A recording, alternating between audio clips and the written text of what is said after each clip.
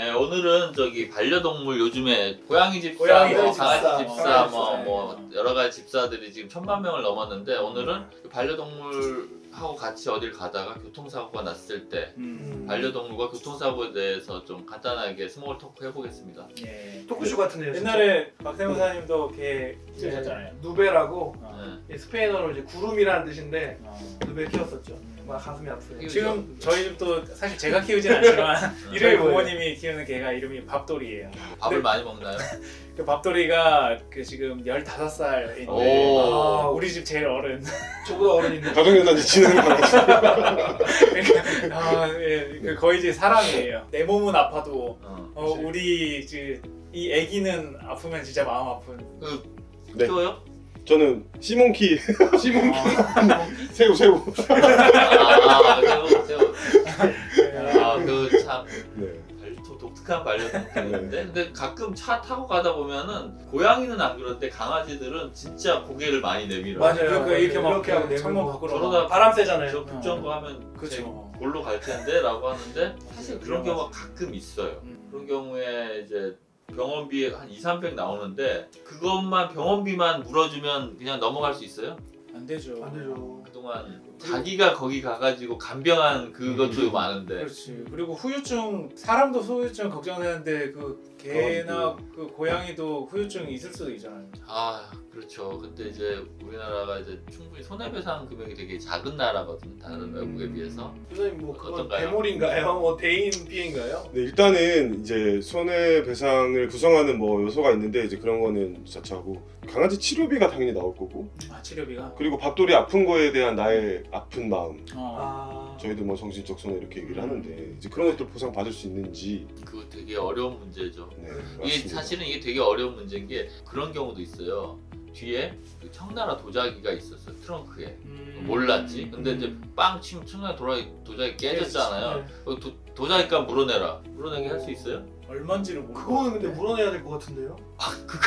몰랐는데 몰랐는데 아. 이게- 그 앞에 트렁크에 청나라 도자기 있는 그 차면 천천히 달렸겠지. 그게 이제 특별 손해라고 해서 네. 일반적으로 추측이 가능해야 되거든요. 이제 강아지나 고양이가 타고 있었다. 타고 있다라는 거를 쉽게 인식하기는 어렵고 또 음.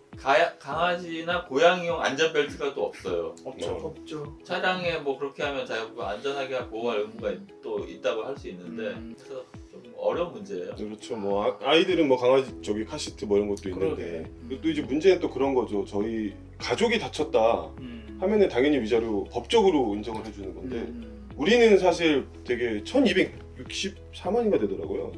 이분들 거의 가족으로 생각하는 거죠. 가족인 거지.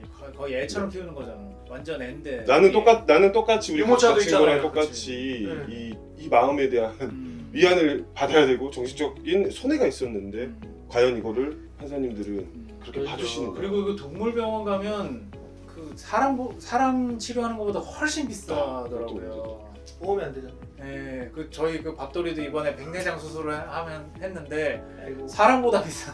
아. 그래서 저도 뭐 이런 것도 있는데 실제로 저희 이모부 약사인데 그 반려견 키우시는 분들이 백내장 약을 그렇게 사람 사는데요. 약을? 왜냐면은 그게 아. 되니까 보험이 적용되니까 그러니까 싸니까 그 강아지는 보험이 안 되고. 몇십만 원 이렇게 되는 막 그런 근데 얘기를 그, 하더라고요. 그 강아지 치료 받으면 그거는 교통사고 나서 치료 받으면은 뭐 예를 들면은 강아지 뼈 부러졌다 이런 거는 그 치료비는 보상이 되나요? 그래서 이게 되게 엄청 어려운 문제예요. 일단 뭐 좀 웃자고 한 얘기인데 강아지는 주민세를 안 내거든요. 아, 주민세를 내고 뭔가 일을 하면서 건보료도 내고 해야 강아지 저지 보상이 돼. 대인으로는 보상이 될 텐데 그래서 막 농담으로 하세요. 그런 게 안 된다. 진짜 지금은 일단 국민들이 어떤 합의된 의사가 중요하니까 전체적인 트렌드가 좀 그 반려 교통사고로 인한 위자료 그걸로 어느 정도 좀 보정을 하려고 하는 거고요. 그래서 그 위자료와 관련된 증거들 그런 것들을 좀 자세히 어떻게 합의가 잘 안 되면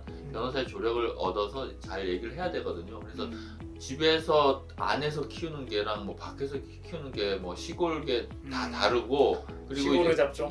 시골로 자부종. 그리고 실제로 그 반려동물이 뭐 그 많이 아프거나 할 때 뭐 잠을 못 자거나 뭐 정신적인 치료를 받거나 그 생활 잘 못하는 뭐 우울증에 빠지거나 이런 것들도 다 뭐 증거 자료를 제출해야 되거든요. 그래서 그 제출된 만큼 그냥 법원에서는 그 위자료 수준을 좀 올려가지고 다른 것보다 좀 더 구체적인 그 사람의 피해를 좀 변상하도록 그렇게 하는 것 같습니다. 그러면은 실무적으로 보험사와 합의할 때는 거의 적점을 찾기가 어렵다고.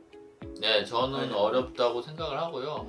보통은 뭐 근데 그것 때문에 소송까지 해야 돼? 라고 생각하면 되게 어려운 문제이긴 하죠. 왜냐하면 소송으로 받을 수 있는 금액이 소송 비용보다는 높아야만 의미가 합리적인 있죠. 생각이잖아요. 그래서 그 부분은 약간 어려운 문제이긴 한데 뭐 반려동물에 대해서는 좀 아직 뭐 그러니까 저는 그런 생각을 해봐요. 그래서 아예 그 사고 일반 법률로는 어렵기 때문에 반려동물까지 포함하는 자동차 보험 그거를 만들어내서 아 자동차 가다가 그까지 하면 자기 보험에서 그 나오게. 배워가는 건 다 치료할 수 있도록 그렇게 하면 정말 좋아하는 사람들 보험료 좀 오르더라도 그거에 특화돼가지고 하고 그 자동차 보험과 제휴된 동물병원에서 좀 싸게 해주거나 뭐 전문적인 교통사고 반려동물 전문 좀 필요할 수 있겠네요, 진짜. 사람만 필요한 게 아니고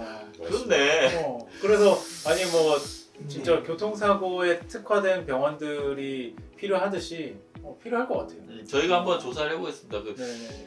교통사고 중에 반려동물까지 이제 사고가 난 경우에 과연 통계가 있을지 모르겠는데 몇 건 정도 있는지 그리고 만약에 이제 채널이 유명해지면 이제 보험사에 반려동물도 교통사고 보상 범위에 좀 충분히 포섭될 수 있도록 그러니까. 그렇게 하는 보험 개발 상품을 네. 선물이 될 수 있잖아. 맞습니다. 이 가족 너는 이제 우리 가족이야. 가족이야. 너를 위한 보험이야. 밥돌이 밥돌이 보험. 보험자, 아 좋네. 피보험자, 밥돌이 보험자. 보약도 있다고 하지 않았어요? 보약? 보약도 있고. 보약 있고. 네. 그 뭐, 개 유치원도 있는 마당인데. 회사님 아까 질문 주셨는데 그 잠깐 얘기해 보자면은 치료비 받을 수 있냐라는 그런 질문을 주셨는데 네. 사실 이제 동물권 우리 이런 얘기 하잖아요. 근데 이제 우리나라 법제에는 없는 개념이에요. 권리의 향유 주체는 이제 우리 인간들밖에 없기 때문에 뭐 동물들에게 어떤 권리가 있는 건 아닌데 동물을 우리가 어떤 재산적 가치가 있는 물건으로 보기는 해요. 죄송합니다 반려견을 키우시는. 근데 이렇게 보고 있어서 법적으로는. 네. 그런 경우 있잖아요. 분양 받을 때 뭐 300만 원을 네, 분양 받았는데 치료비 600만 원이야. 네, 이거는 600만 원 받을 수 있냐? 뭐 이런 거. 네, 그런 것도 충분히 가능할 그냥 뭐- 수도 있는데 충분히 가능한 논리. 근데 300만 원을 또 받더라도 그와의 추억 같은 게 있을 거 그렇죠. 아니에요. 그래서 이게 이제 실제 하급식 판례긴 한데 추억의 가치. 네.